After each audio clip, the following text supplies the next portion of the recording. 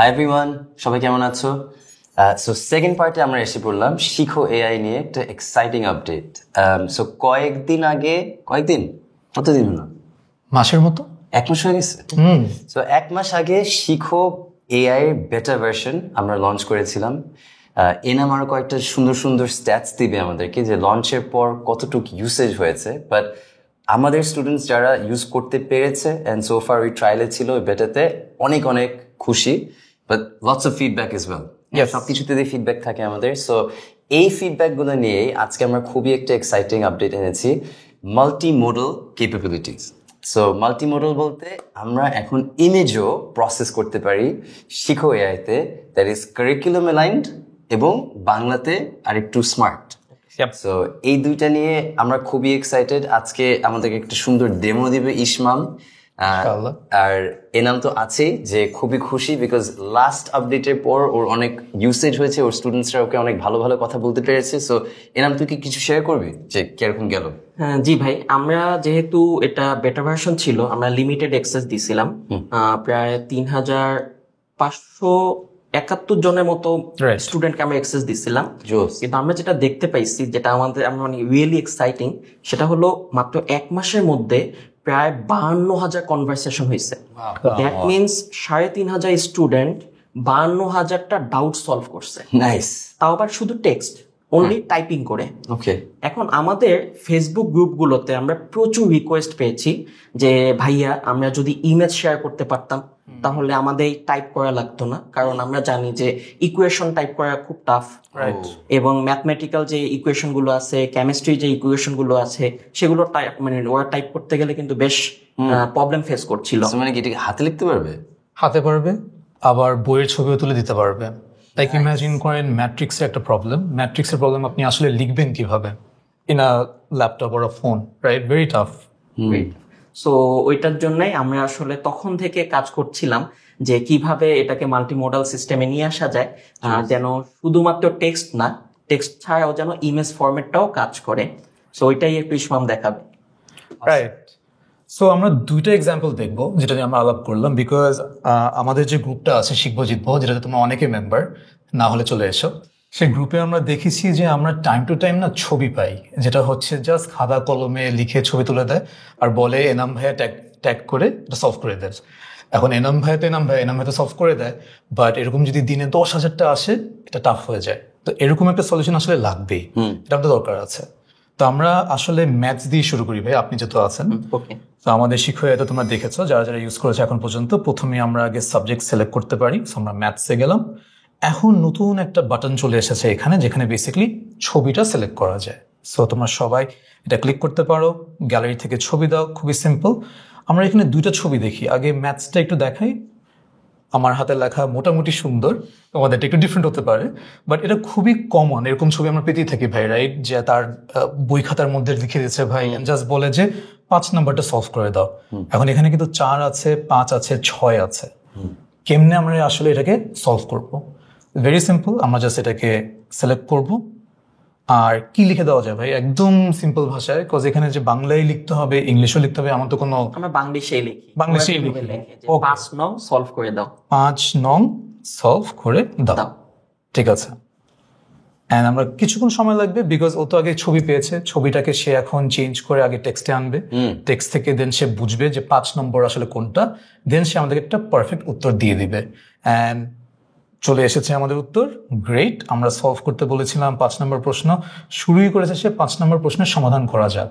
And ডিটেলসে যেতে যেতে যেতে অ্যান্ড লাস্টে প্রমাণ করা হয়েছে 1020 1040 টাইমস 1080 হচ্ছে √3। ভাই আমার ম্যাথস খুবই কাঁচা, একটু দেখে দেন তো। আমি তো পারি বলা যাবে না, দেখে ঠিক আছে, কারণ ওরা সূত্রটা ঠিক বসাইছে। এখন কথা হলো এটা একটু মনে হয় বড় অ্যান্সার দিয়ে ফেলছে, বড় অ্যান্সার হয়ে গেছে, রাইট? কারণ আমাদের এটার জন্য আসলে এত নাম্বার থাকে না, মানে এক্সামে এটা মেনলি 4 মার্কস বা 3 মার্কস এর জন্য থাকে। এটা কি ওকে বলতে পারবো যেটা বড় হয়ে গেছে? আমাদের তো ইঞ্জিনিয়ারিং এন্ড প্রোডাক্ট টিম সবসময় স্টুডেন্টের কথা মাথায় রাখে, তারা আমাদেরকে বলেছে এটাও সম্ভব, বিকজ আমরা তো কারিকুলাম ভিত্তিক হতে চাই। তো আমরা তাহলে যেটা করতে পারি ভাই, নতুন করে শুরু করি, নতুন ডাউট গণিত, আবার আমরা ওই ছবিটা চলে যাই, গ্যালারি থেকে ছবি দাও, ম্যাথসের সেম ছবিটাই আবার দিলাম। তাহলে মানে একদম বন্ধুকে বলার মতো হয়ে গেছে, মানে থাকে না এটা যে একটা এআই সিস্টেম, কিছু চিন্তা করছি না, ওকে আমরা এখন দিয়ে দিই। আশা করি এবার যেটা সে করা উচিত যে ভাইয়া সেমই আসবে, বাট আরো কম্প্রেস করে দিবে, রাইট? ওকে। আর এখানে কিন্তু কি সলভ করছে সে? বেসিক্যালি মানে কমপ্লেক্স ম্যাথস সলভ করছে। হ্যাঁ, এই যে এখন ঠিক আছে, কারণ আমরা একটু আগে যেটা দেখছিলাম সেটা কিন্তু বেশ বড় হয়ে গিয়েছিল। Right. কারণ এত বড় অ্যান্সার লিখলে হয়তোবা ওর বোঝার জন্য ও বিস্তারিত বলেছিল, কিন্তু আমাদের পরীক্ষার খাতায় লেখার জন্য আমাদের কম্প্যাক্ট দরকার। তো এখন ও যেটা দেখাইছে এটা পারফেক্ট আছে। অ্যামেজিং। সো তার মানে সে বুঝতে পারছে যে ছোট কোয়েশ্চেনের মার্কস হলো কিভাবে ওটাকে এডিট করতে হবে। এখন ভাই বইয়ের এক্সাম্পল কি একটা দেখবো যে আসলে থাকে না রীতিমতো বইয়ের ছবি তুলে দেয়? হ্যাঁ হ্যাঁ, ওটাও মানে কম বেশি দিয়ে দেয় সবাই। তাহলে আমরা এটা হচ্ছে একটা ফিজিক্সের কোয়েশ্চেন দেখি, অ্যান্ড আমরা এখানে চলে যাই। আমরা এক্সাম্পলটা দেখি হচ্ছে এখানে একদম আমাদেরই সুন্দর বইয়ের শিখর বইয়ের কোয়েশ্চেন। আমরা এখানে যদি একটু জুম করে দেখি, কোয়েশ্চেনটা আছে, সমাধানও দেওয়া আছে, কিন্তু খুব ন্যাচারাল জানতে যেতে পারে যে আসলে এই সমাধানে কেমনে আসবে।